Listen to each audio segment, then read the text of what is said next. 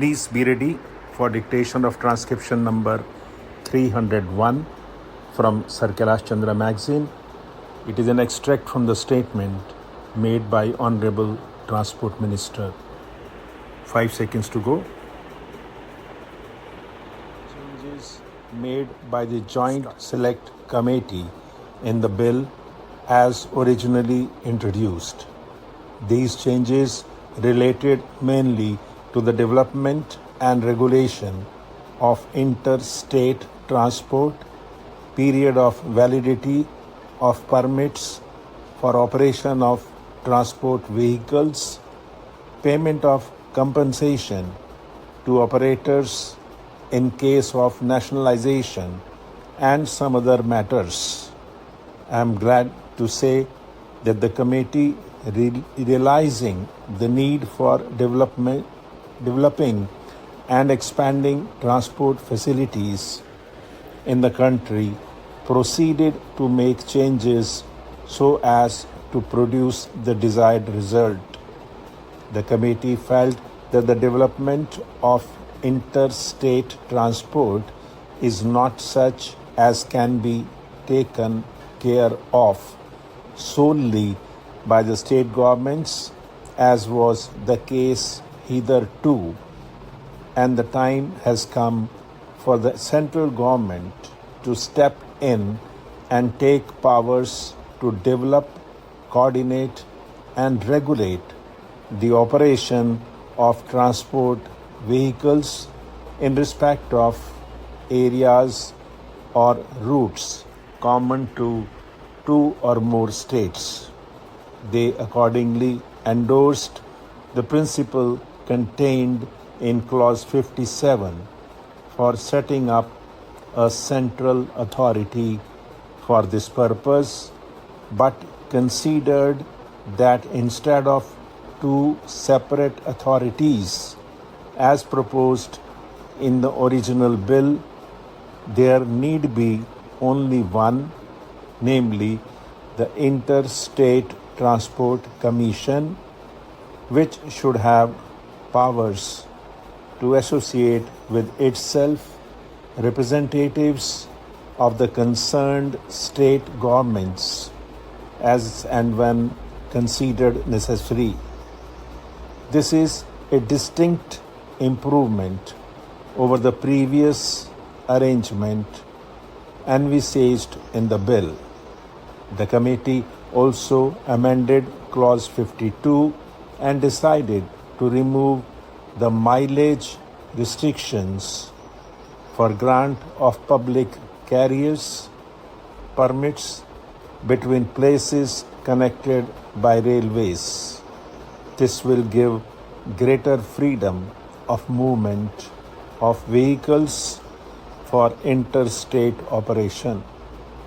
As regards the period of validity of a permit, the committee was generally of the opinion that as the prices of vehicles had gone up, the operators needed security of business if they were to invest large amounts of money for providing transport facilities to the general public.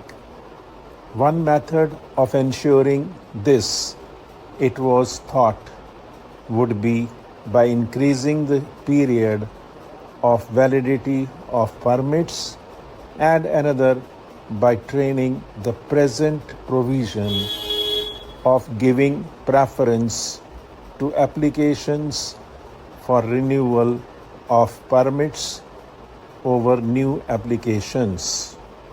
Clause 50 of the bill was accordingly amended so that a permit for a stage carriage shall be effective without renewal for a period of 3 to 5 years, and a public or private carrier's permit will be effective for a period of 5 years. It was also decided to retain the original proviso in Section 58 of the Motor Vehicles Act, that other conditions being equal, an application for a renewal shall be given preference over new applications for permits. In this connection, I may mention that the committee also made a provision in the bill that other things being equal, the cooperative societies running transport services should be given preference over new operators. This preference for cooperative societies will, to some extent, help the policy of government to encourage the formation of viable units which it is considered can promote operational efficiency and better utilization of vehicles leading to general economy. The question of payment of compensation to operators displaced as a result of introduction or expansion of nationalization of road transport services was discussed by the committee at great length. It was generally felt that the amount of compensation provided in the original bill was far from adequate. It was also urged that every time the compensation should be paid for non-renewal of permits, and that the amount payable for the cancellation of a permit or the modification of the terms thereof should be fixed with reference to the earnings of the individual operator concerned. A view was also expressed that it should be obligatory on a state transport undertaking to acquire all the assets of a private operator in whose case permits were cancelled or the terms thereof were modified in implementation of an approved scheme for introduction or expansion of nationalized road transport services. After careful consideration of all these points, the committee decided that the amount of compensation originally proposed should be doubled. The committee thought that there was no question of compensation so far as non-renewal of a permit was concerned, as it did not involve any loss of business.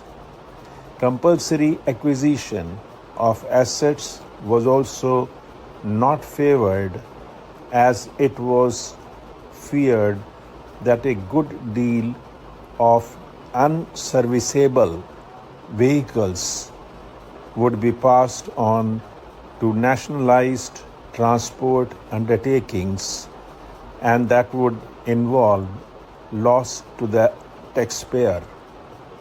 The question can very well be left to state governments who would be willing to take over serviceable vehicles and other useful equipment from private operators by negotiation.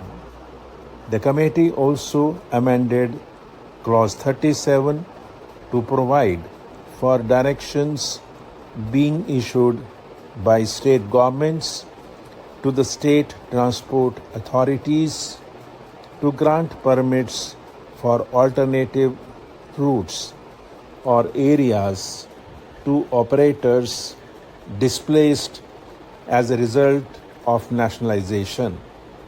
This will help in rehabilitation of displaced operators and also lead to opening of more routes.